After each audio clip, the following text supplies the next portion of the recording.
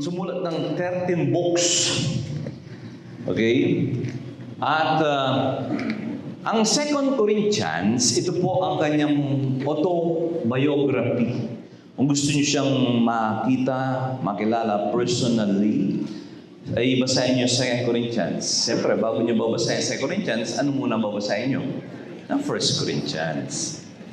Ang 1 Corinthians po ay sinulat niya ito AD 56. Ito po ay sinulat niya sa kanyang iglesia na naitatag nung sa kanyang second missionary journey. Ito nga ay sa Corinto.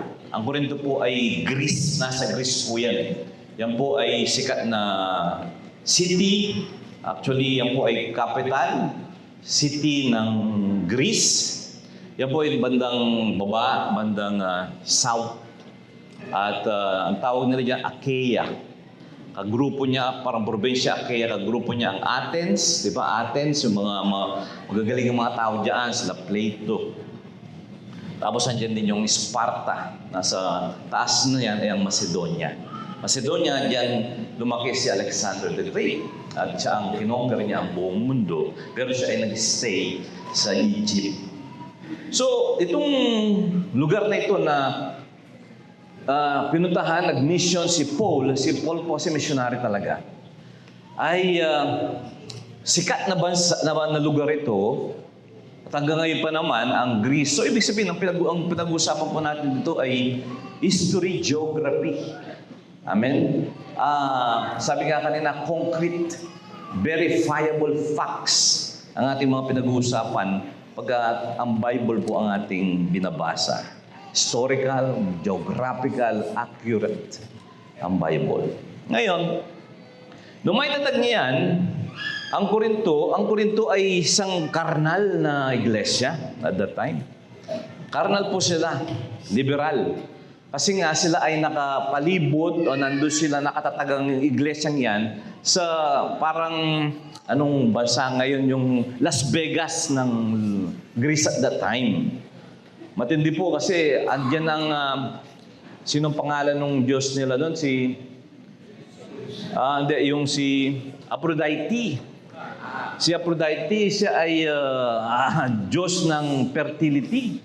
At may mga temple siya sa mga bundok-bundok, mga bundukin niya. At the same time, port yan eh. Napakagandang lugar niyan.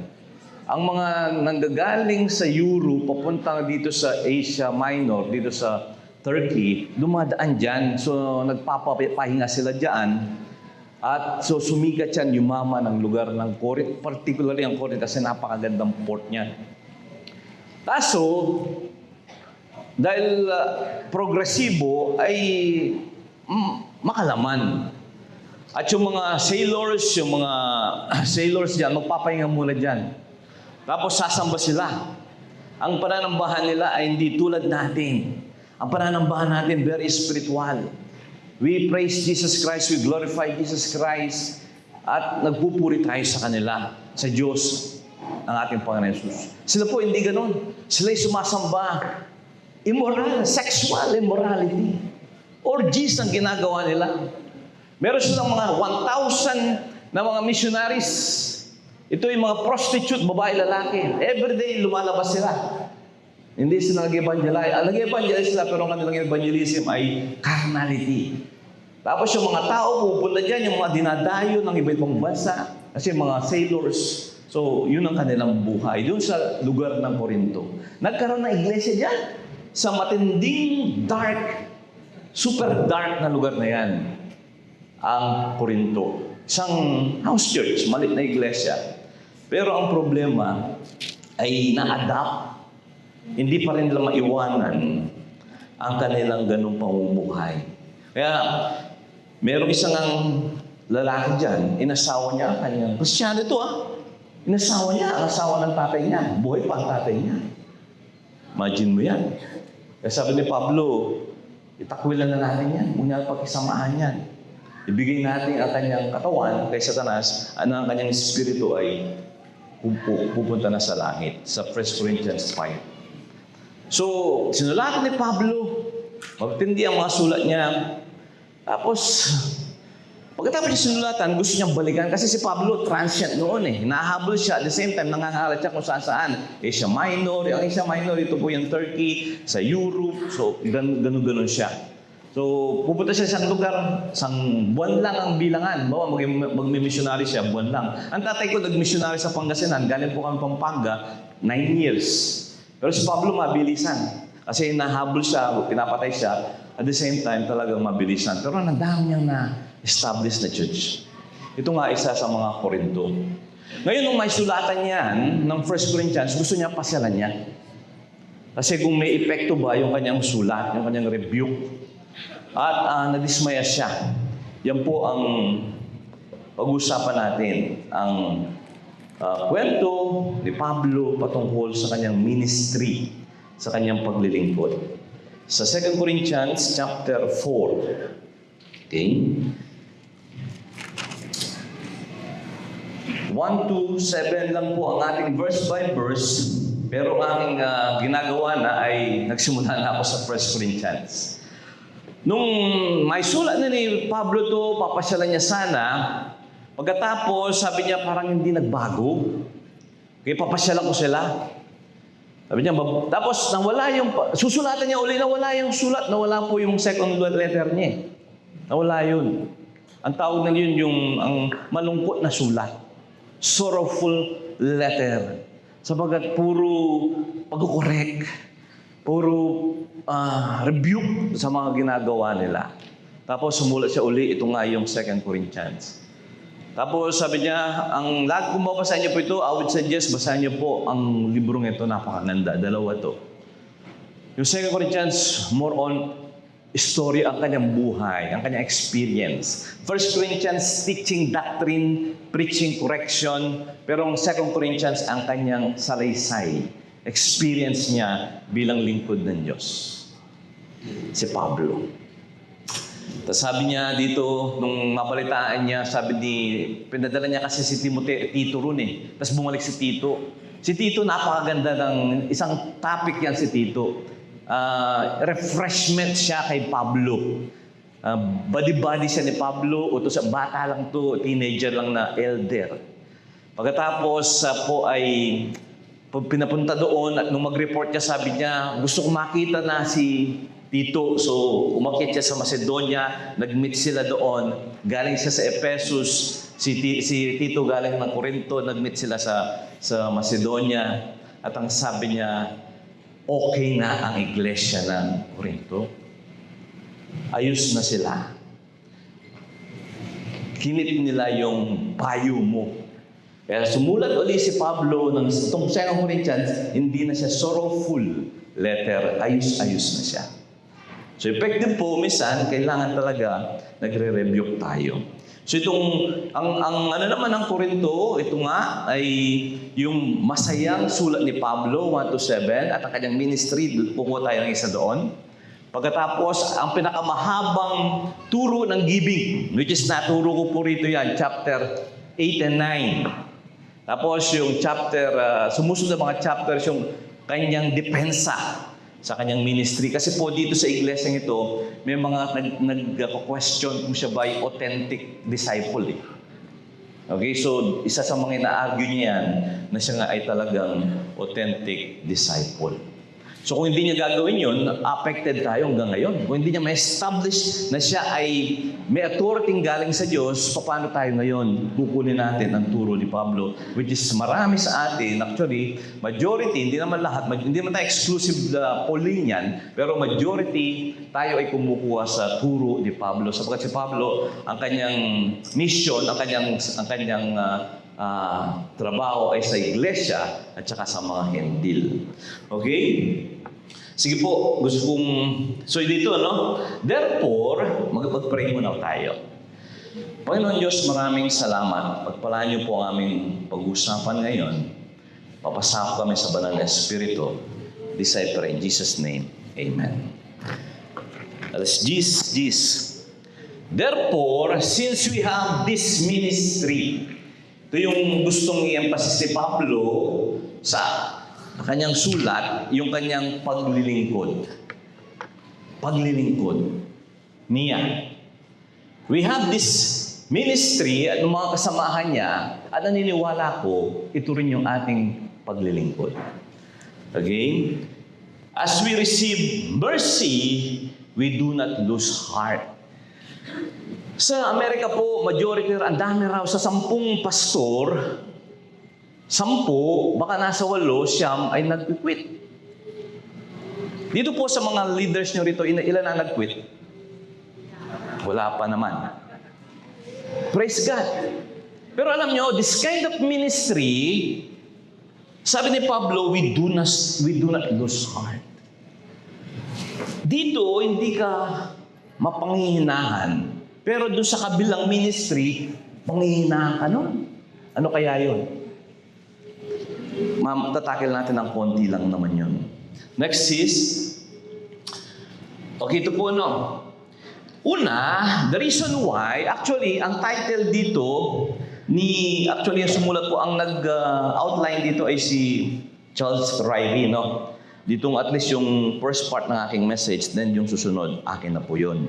Sabi niya, the character of the ministry, yung katangian, yung uri ng paglilingkod, nabanggit mo po yung salitang ministry, paglilingkod. Marami po naglilingkod dito, tayong lahat ay naglilingkod. Mamaya ano yung isang paglilingkod lang, pero maraming uri ng paglilingkod. Pero yung klase, yung karakter ng ating paglilingkod, mga kapatid, ay supernatural.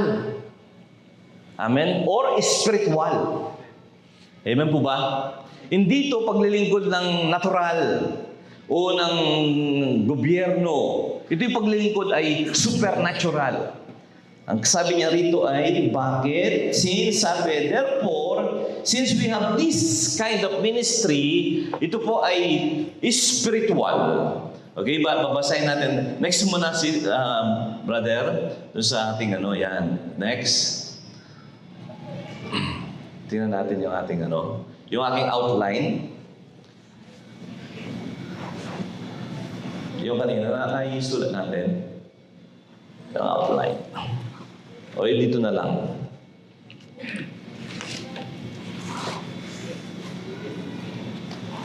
Teka po, no? Di yata na-pick up pa, kapatid. Okay, tinitingnan pa. Baka nawala. Ayun, dyan tayo mag-start. Okay. Ang ating ministry ay supernatural. Okay? Huwag muna natin basahin yung mga verses, mamaya mabasahin din naman natin yan. Sige kapatid, next. Sige, next. Nakuha na natin yan. Next. Mabilis lang po tayo. Yan. Kung makita nyo,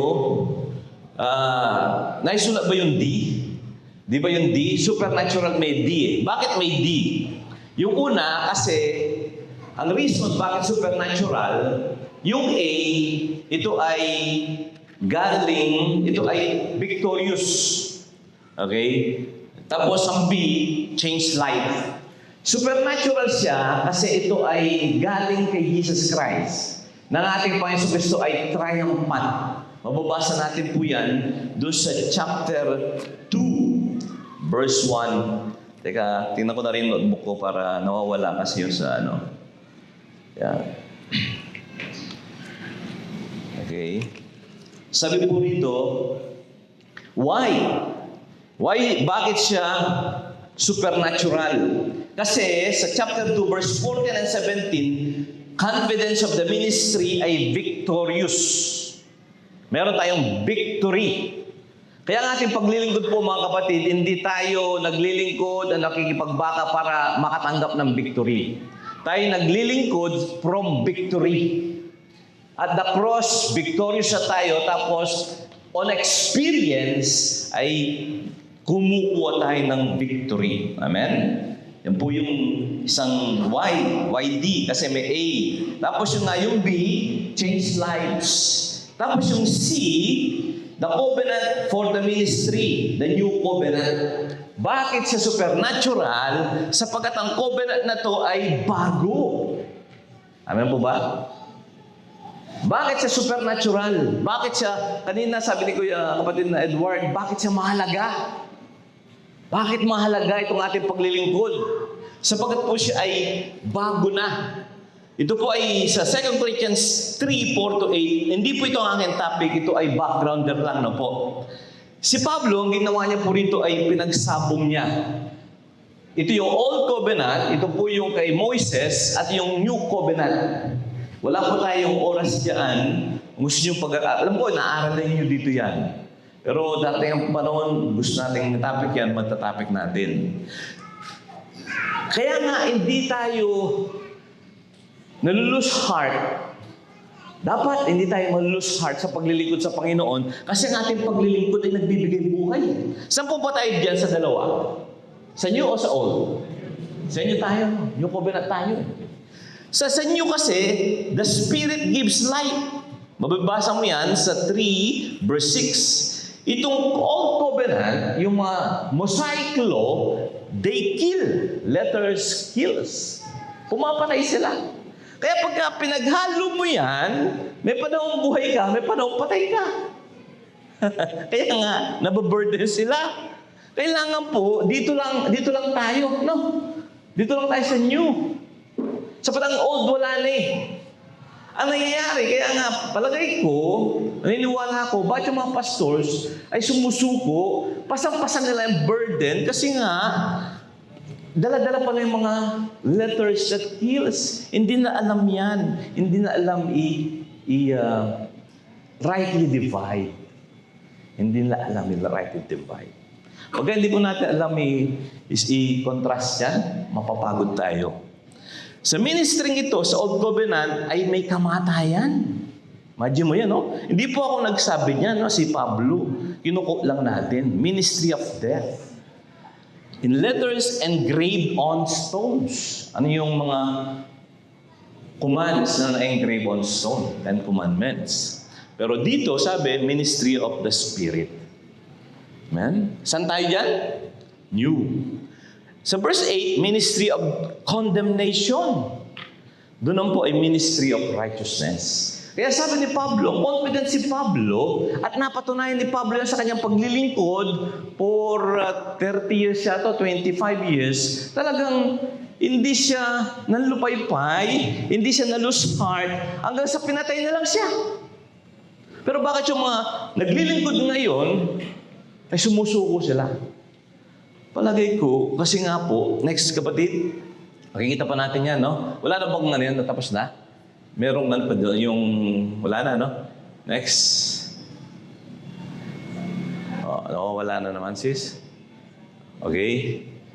So dito po, ang sabi dito, ministry that condemn, tapos merong dito fear. Tapos dito ay faith. Yung sa ating kasi po ay pananampalataya, yung sa kabila ay faith. Okay.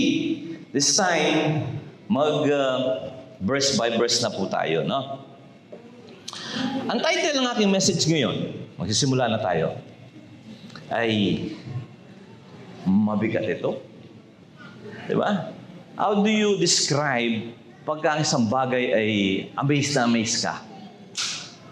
Mabigat ito. O kaya hirap na hirap ka. Mabigat ito. Grabe ito. Wala kang enough na words. Sabi mo lang, mabigat ito. Mga kapatid, sa ating ministry, ito'y bago, ito ay grace ministry, pero hindi ibig sabihin ito ay walang weight. Pagkasabing walang weight, walang kwenta. No. Sabi doon sa chapter 3 na natakil natin, itong paglilingkod ng bagong tipan ay mas glorious kaysa sa luma. Ano pang ibig sabihin ng glory? Yan lagi natin binabanggit. Dito sa chapter 3, verse 4, hanggang chapter 4, verse 7, sa 22 verses, naulit yung salitang glory ng 15 times. At binabanggit ng mga kapatid kanina, glory. At inawit natin kanina, glory. Ano ibig sabihin ng glory? In-equate natin yan sa praises. Tama mo ba? Which is pwede po nagagamit yan. Pero talaga ang salita ng glory ay kabod. Hebrew. Ito po ay ginagamit sa measurement. Ibig sabihin, ito'y bigat. Kaya ang title ko ay mabigat ito. Amen? Ang grace po ay hindi siya light. In the sense na walang halaga. Ang kabod po ay weight, ginagamit yan sa mga measurement timbang. So itong ministry na ni Pablo at ang ministry natin ginagawa sa ating panahon ay may timbang po yan, kapatid. Hindi po yan simple-simpleng paglilingkod lang. Sabi ni Pablo, may glory ang paglilingkod kay Moises. As a matter of fact, sa glory ni Moises ay di makatingin ng mga tao, pero yung glory niya ay fading away. Much more, sabi niya, how much more glorious ang ating paglilingkod. Ang ating paglilingkod, mga kapatid, dito. Siguro kayo po, baka sabi nyo, parang nagsasaya lang tayo ng oras. Kagabi, nakita ko yung mga kapatid dito nagpo-practice ng kanilang mga awit para awitin natin ngayon. Bakit kayo nabibigay ng panahon dyan? Kasi po ito'y mahalaga. Sapagkat ang ating pinaglilingkuran ay glorious. Amen? Sige po, dito po ay tingnan natin sa verse 2. But we have renounced the things hidden because of shame, not walking in craftiness or adulterating the word of God. Yung binanggit niya rito yung conscience Sa chapter 1, verse 2, binanggit na rin yung conscience. Sa atin ngayon, di natin masyado pinag-usapan ng konsyensya. Pero mga kapatid, sa ating paglilingkod, kasama ang konsyensya. Ang konsyensya po kasi ay ang konsyensya ay may kinalaman sa ating spiritu. Ang konsyensya, it cannot stand alone. Kailangan andyan na salita ng Diyos. Pero umaapekto yan sa ating konsyensya. Ang ating paglilingkod po, sabi ni Pablo ay free from offense conscience. Ang konsyensya malinis. Ang paglilingkod ni Pablo ay free from offense na konsyensya. Alam niyo po ba, si Pablo, ang dami niyang church na itayo. At dito sa Corinto, mayaman ang Corinto, never siyang kumuha ng support niya rito. Bakit? Kasi may mga tao dito, sabi ni Pablo, ang aming paglilingkod ay hindi yung binabaluktot namin ang salita ng Diyos. Adulterating sa Tagalog, binabaluktot Ngayon, usok-uso yung salitang bend the law. Don't bend the law. Si Pablo nabanggit niya rito, don't bend the word.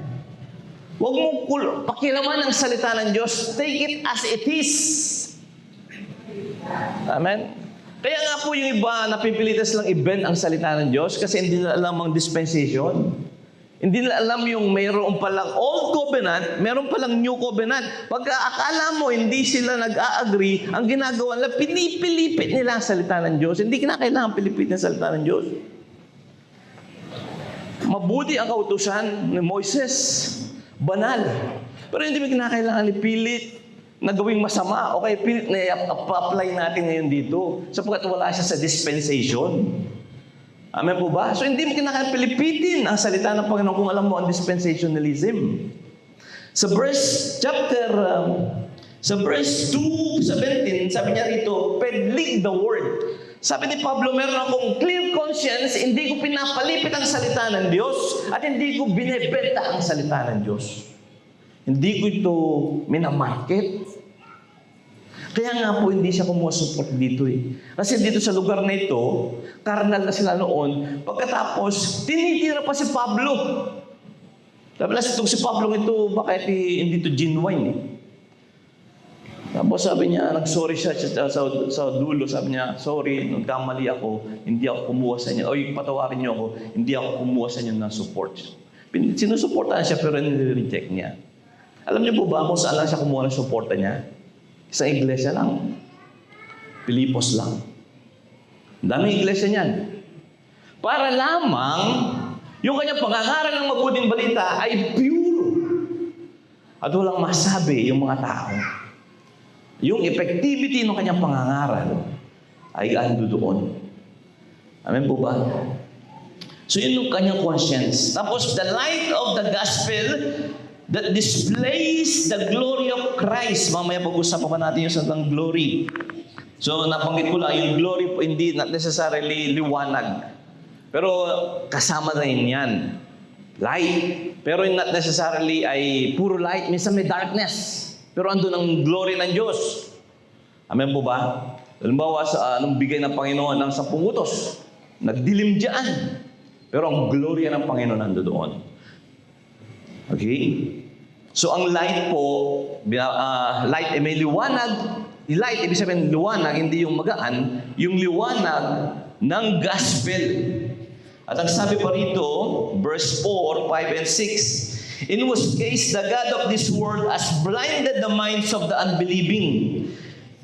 Ang si Satanas daw ay binulag niya ang mga kaisipan ng mga hindi nananampalataya.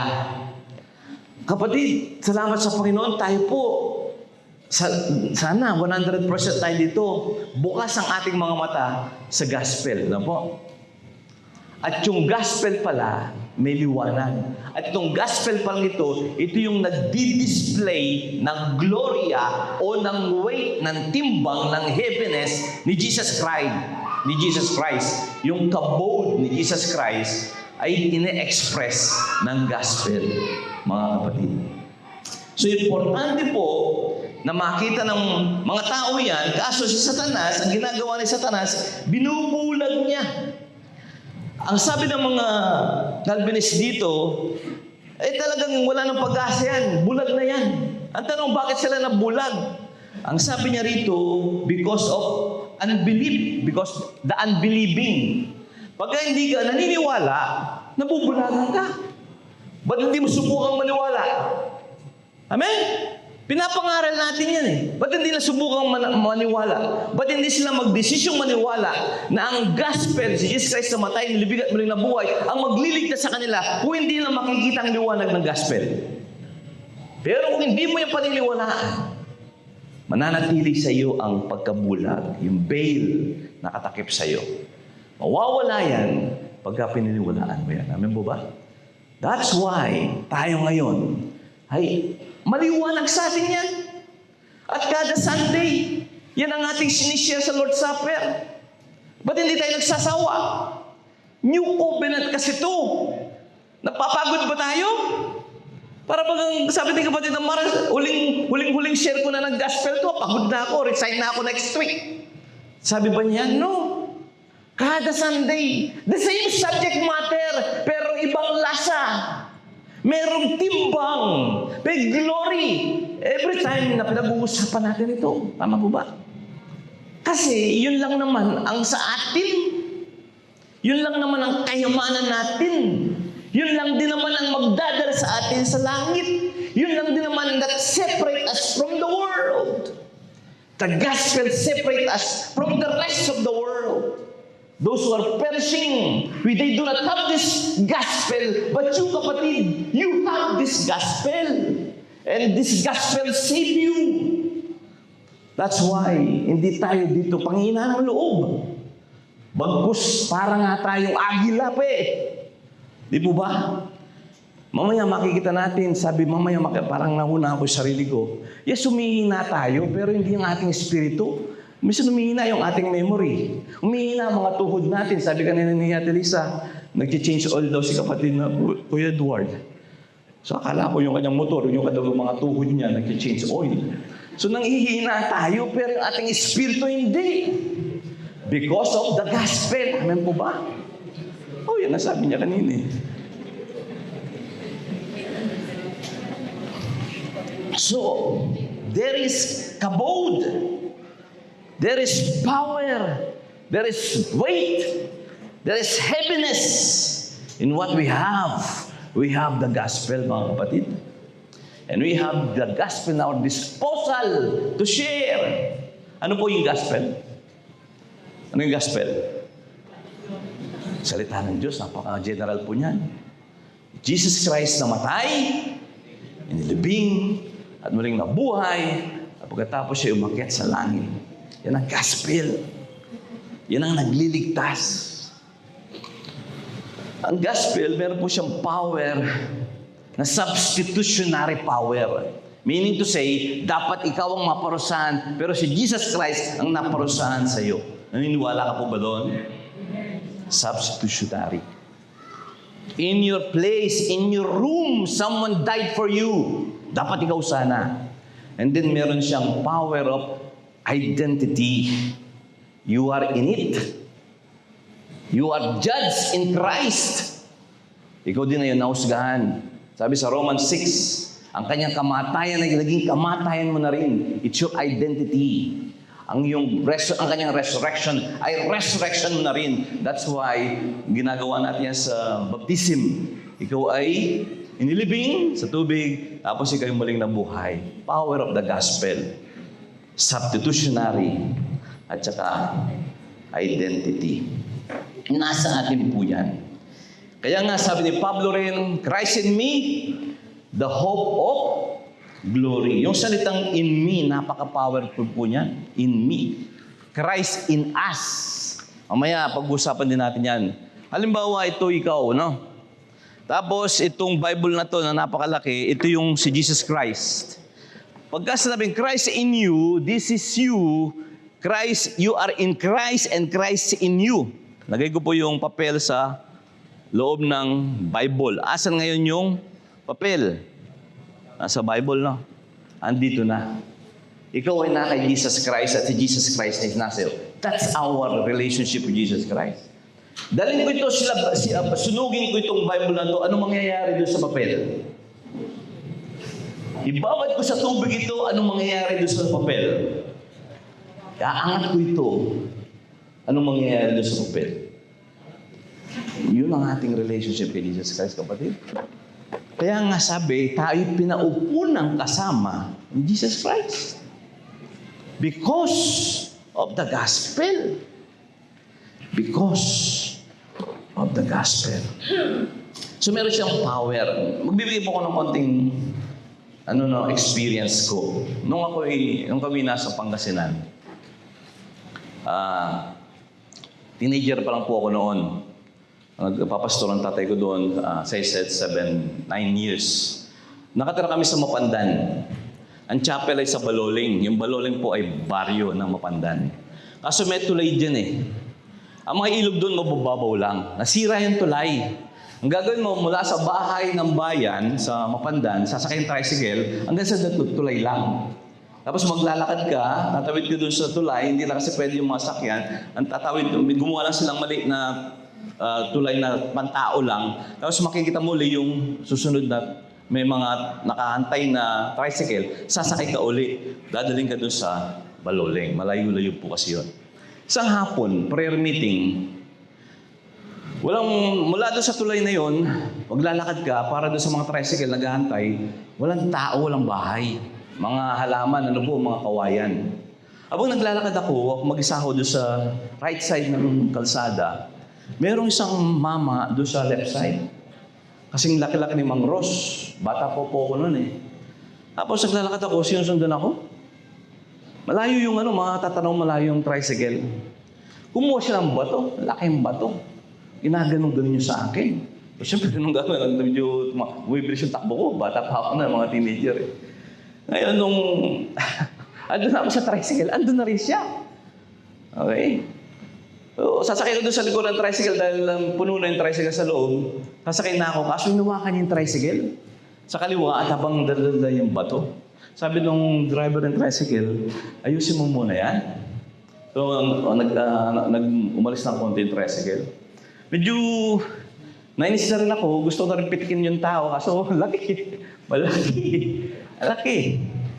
Parang si Mang Ross nga eh. Hindi kaya si Mang Ross yun. Ngayon, meron akong Bible ganito. Mga New Testament. Papunta ako sa Lord sa prayer meeting.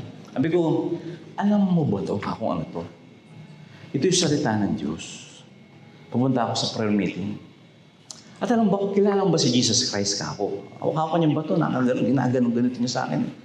Alam mo ba si Jesus Christ ka ako? Namatay, nilibing at muling nabuhay. Nung marinig niya yung kapatid, para siyang naging nanlanta. Nahulog niya yung bato, tapos lumuhod sa harapan ko. At nagkwento. Na-depressed daw siya. Na tiwalag siya ng mga INC. Pero hindi ko masyadong pinakinggan yung story niya. Umalis ako agad, nabol ko yung tricycle, baka ako makasali. Talagang nanghina. Kasi napanggit ko yung, alam mo ba ito ako, si Jesus Christ, inilibing at muling nabuhay. Ewan ko, bakit yun ang naging armas ko? Kasi doon sa bahay namin sa Malaulin, nasa Pampanga pa kami, si Tata Pedro may ligpong ano yan. Ang laki ng bahay ng lolo namin natatakot. Sabi niya, amin, sabi niya sa tatay ko, paalisin mo nga yung multo dyan. Tapos ang tatay ko naman paalisin niya, ang lagi sinasabi, sa pangalan ng ating Panginoon Jesus, siya'y namatay ng libig at muli na buhay.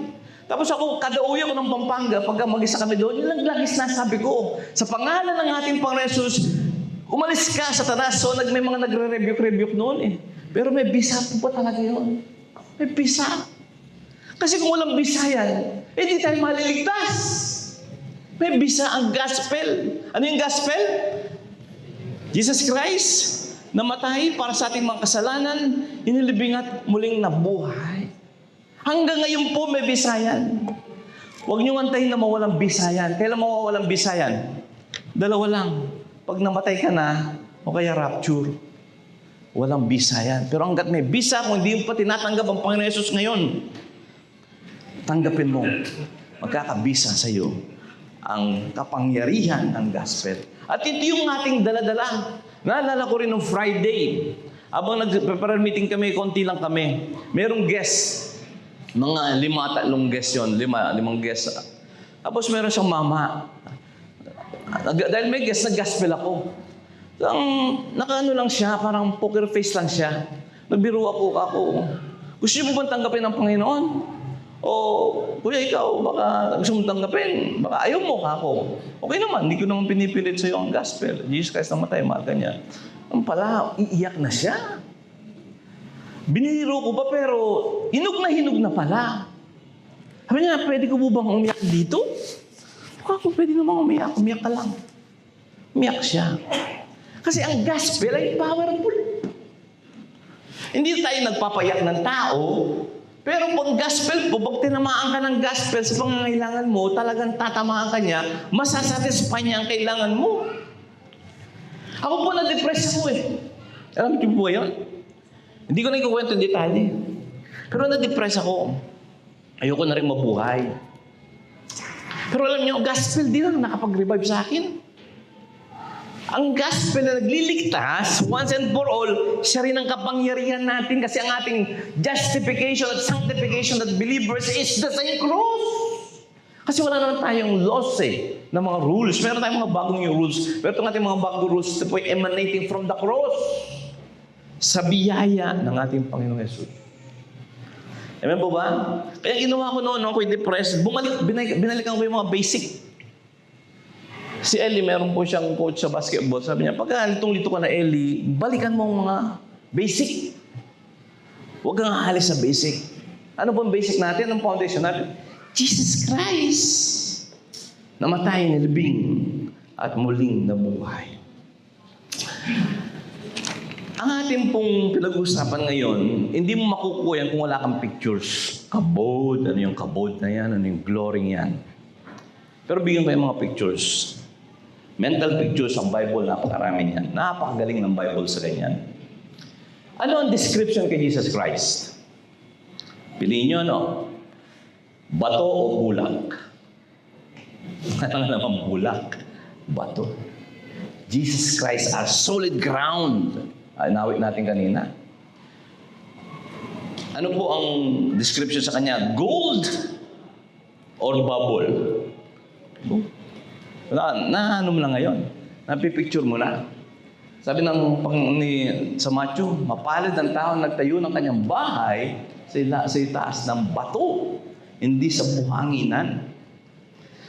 Actually, sinyar ni kapatid kanina Mar, sabi niya, sa Philippians 2, iniwanan ni Jesus Christ ang gloryang niya. Alam niyo po ba yun? Hindi po niya inubad ang kanyang pagka-Diyos, no? Ang inubad niya ang kanyang gloria. Sabi niya, sinasamba siya doon with all this glory and majesty and beauty. Ibig sabihin ng glory yung kanyang weight, yung kanyang timbang. Darating siya, may glory. Darating siya, yung earth na shake. Yan ang ibig sabihin ng glory. May timbang. Rinuwanan niya yan. Pero alam niyo po ba, nung andito si Jesus Christ, may mga glimpses of His actual glory while on earth. Hindi fully, hindi all the time, pero may mga glimpse. of glory. Tanongin ko po sa inyo, no? Anong nangyari kay Peter, kay John, at kay James sa Matthew 17, 1-8?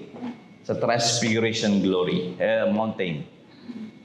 Nung nagsalita na ang Diyos Ama, ang sabi ng Diyos Ama, ito ang aking anak ng sinisinta ko, siyang inyong pakinggan. Anong nangyari kay James, kay John, at saka kay Peter? Napatira pa sila. Sabi siya, napasubsub sila, face down. Face down. Bakit? Yung glory ng Panginoon, mabigat yan. Mabigat yan. Kung hindi lang sa cross, kung hindi lang sa dugo ng ating Panginoon Kristo, madudurog tayo dito. Tayong mga makasalanan. Glory and holiness of God combined. Yung kanyang weight at yung kanyang kabananan upon you, wrapped. Hindi ka ba madudurog dyan? Kaya nga, mapapadapa ka na lang. Tapos sabi ng Panginoon Jesus, hinawakan niya sila, huwag kayong matakot. Tumayo kayo.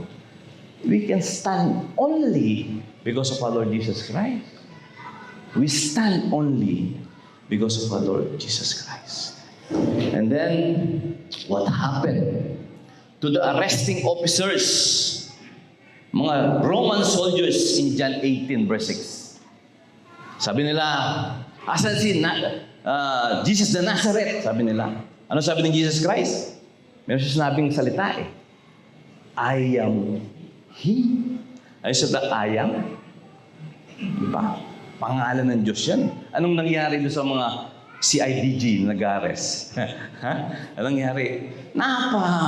Parang tinulak sila. Tapos nahulog sila. They fell on ground.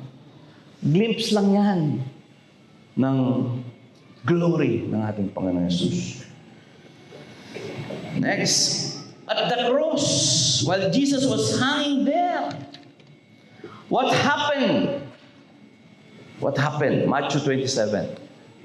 Anong nangyari sa kapaligiran? Nagdilim. So ang glory and unnecessary light, nagdilim. Anong nangyari sa earth? Nagkaroon ng shaking and splitting of stones. Lalo na yung curtain, napakakapal na curtain yan. From top to bottom. Tapos na-split yung mga grounds nung si Jesus Christ nakahang doon. Kabagat dinisplay ng Diyos kahit na konti lang ang kanyang holiness and glory. Lumabas nga yung mga patay. Tapos, finally, hindi po pa final to. What happened to Thomas when he saw the resurrected Christ?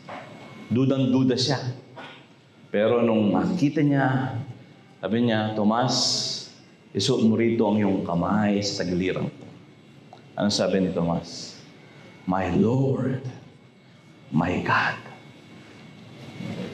Naniwala ko, hindi nakasulat dyan. Napatira pa yan. Hindi kakayanan ng tuhod mo. You will kneel down. Kasi makikita mo how weak you are. How nothing you are. Now great, awesome is He. Yun po ang ating pinaglilingkuran.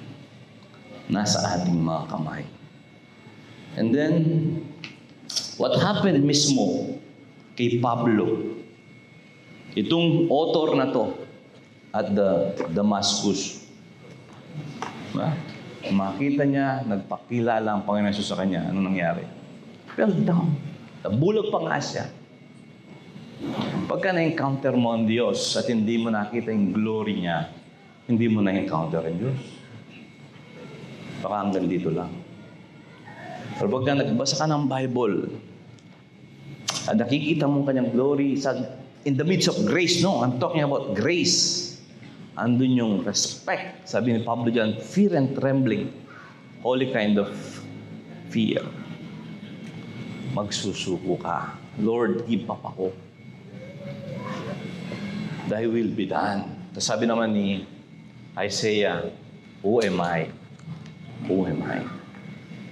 Yung kawawa naman ako. Finally, mga kapatid, itong glorious gospel na to, ito ang ating Panginoon Jesus. Dito po sa verse 7, but we have this treasure in earthen vessels, that the surpassing greatness of the power may be of God and not of ourselves. Inuulit-ulit yan eh. Sabi ni Pablo kanina sa verse 4, hindi namin ipinapangaral ng aming sarili. Verse 5, kundi si Jesus Christ lamang. Mga kapatid, pag kayong mga nangangaral dito, ay hindi si Jesus Christ ang sentro, hindi yung glory niya, yan ay parang nanood ka lang ng Itbulaga. Wala ka sinabi sa tatay ko, ay sa lolo ko. Payabangan na, si lolo ko, ganito. Si lolo ko, talagang, di ba, yung meron silang portion doon, wala ka sinabi kay lolo ko. Wala pong kwenta yun. Kasi ang tao, wala namang kwenta. Ano man ang ating mga accomplishment in of ourselves, useless po yan in comparison to the glory of God. Pero ito po, bigyan kayo ng conclusion. This treasure, this glorious treasure, gospel, Jesus Christ Himself, is in earthen vessels. The treasure, the Holy Spirit, Jesus Christ Himself, is in earthen vessel. Sino yung earthen vessel? Tayo.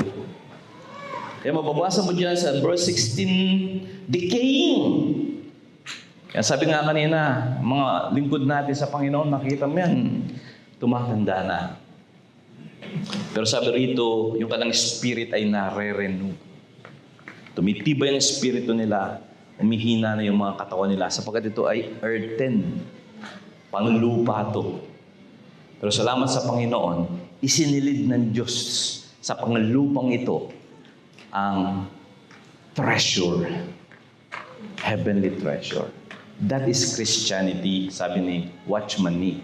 Christianity is Christ living in the ordinary, natural, earthen people.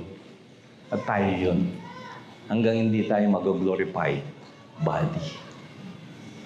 Amen? Yes, simple lang tayo.